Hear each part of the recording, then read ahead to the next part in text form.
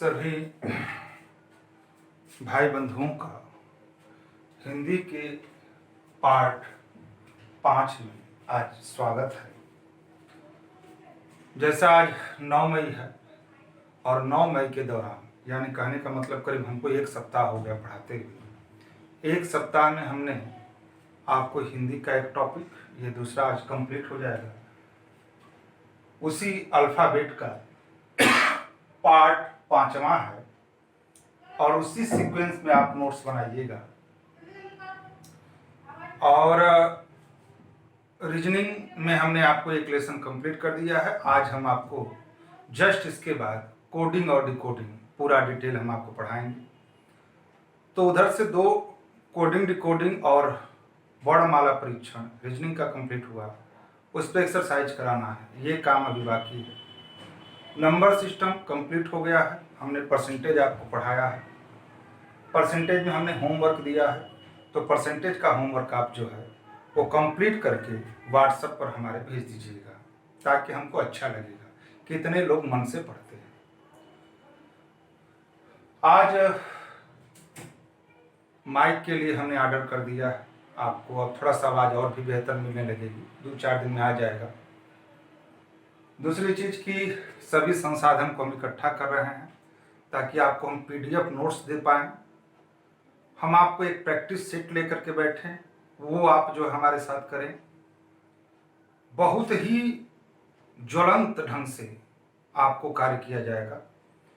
और आज मैथ के पार्ट 2 में हमने एक सिस्टम आपको बताया है कैसे आपको पेमेंट करना है, और उम्मीद करते हैं कि आप लोग हमारी मजबूरी को समझेंगे और सभी लोग सक्रिय भागीदारी निभाएंगे। तो ज़्यादा देर ना करते हुए, एक बच्चा क्वेश्चन पूछा था, तो जितने बच्चे क्वेश्चन पूछ रहे हैं व्हाट्सएप के माध्यम से, इस पर हम आपको कल क्वेश्चन देंगे। और इसके बाद कुछ बच्चे करेंगे सर हिंदी साहित्य चालू कर दीजिए, तो हिंदी साहित्य बाबू क्रम से अगर चलेंगे तो बेटर है। अगर सभी लोग की सहमति बनेगी तो हम हिंदी साहित्य इसके बाद चालू कर देंगे। तो आज ये लास्ट वीडियो है अल्फ़ाबेट का, और इस पे हमको आपको कल ही हम इस पे होमवर्क टाइप का देंगे जो आपको लिख करके भेजना है, और इसी गति से काम शुरू कर दीजिए।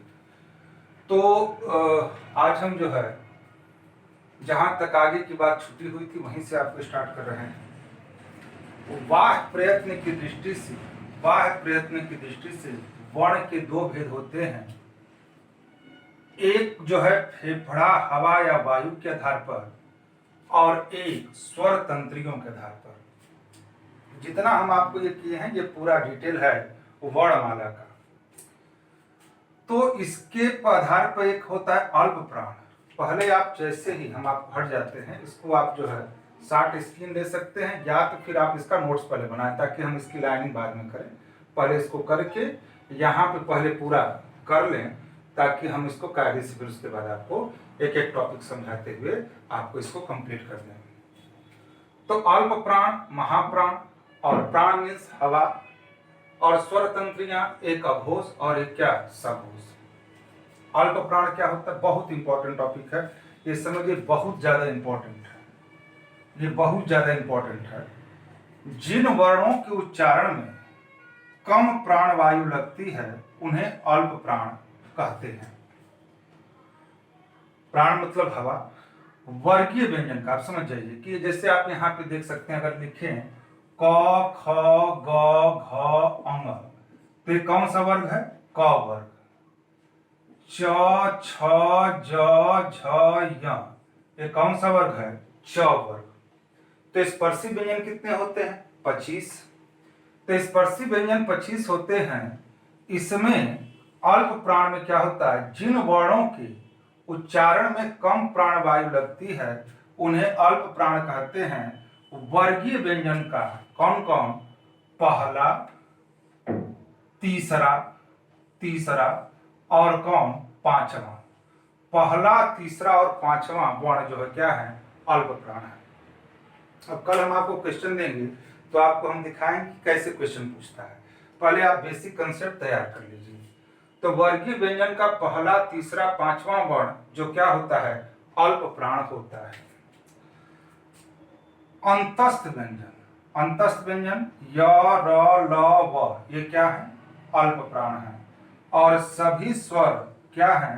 अल्प प्राण है।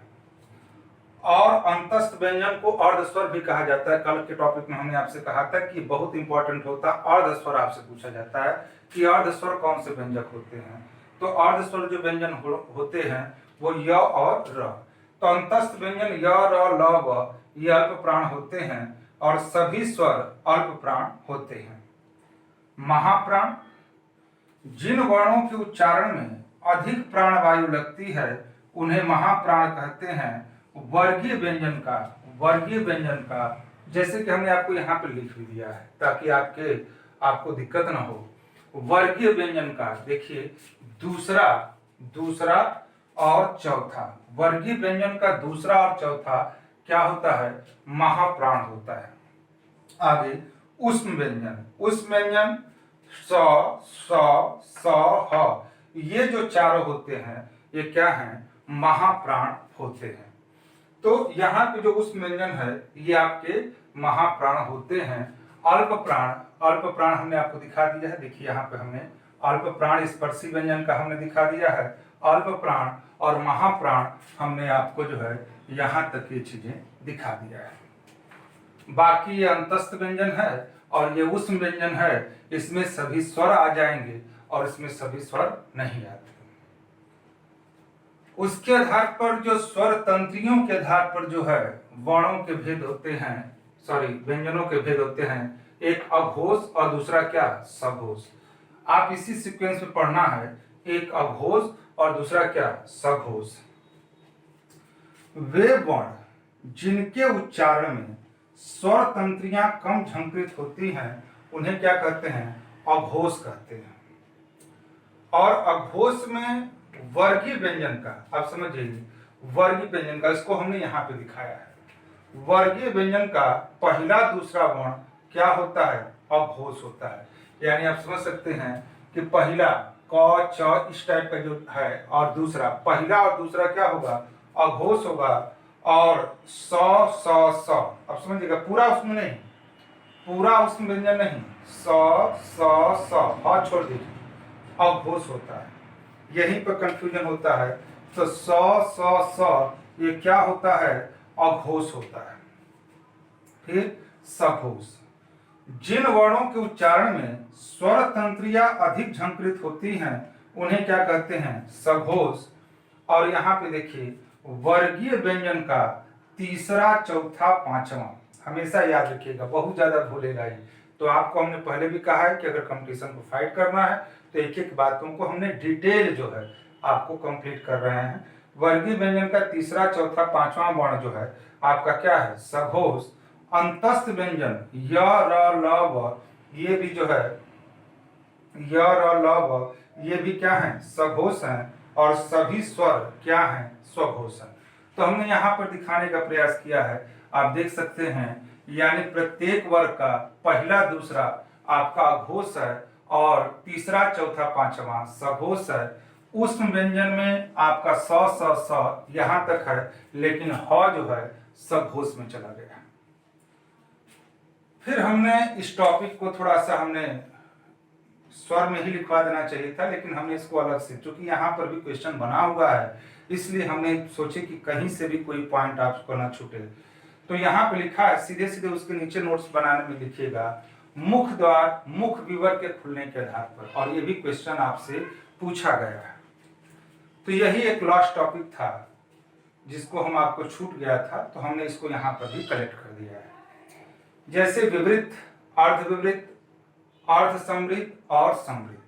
तो देखिए आप प्रैक्टिकल रूप से अगर करना चाहेंगे परीक्षा हाल में तो नहीं कर पाएंगे, इसलिए इसको 2 बार, 4 बार, 5 बार आप रिपीट कर लेंगे, माइंड में सेट हो जाएगा।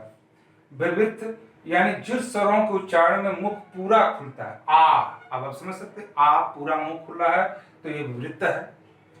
अर्धविवृत, जिन स्वरों के उच्चारण में मुख द्वार आधा खुलता है, जिन स्वरों के उच्चारण में मुख द्वार आधा खुलता है, अ, ऐ, ओ और आ, ठीक है। अर्ध समृद्ध, जिन स्वरों के उच्चारण में मुख द्वार आधा बंद रहता है, ए और ओ, और जिन स्वरों के उच्चारण में मुख द्वार लगभग बंद रहता है, तो ई ऊ और ऊ।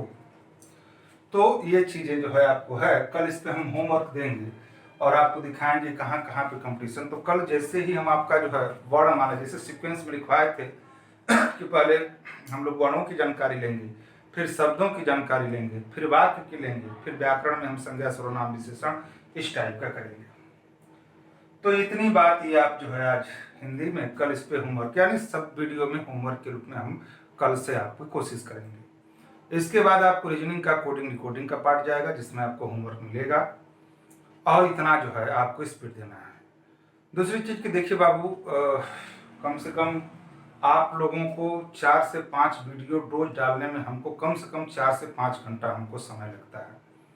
और हमको श्रम इंसान तभी कर पाएगा जब कुछ ना कुछ पॉजिटिव हो।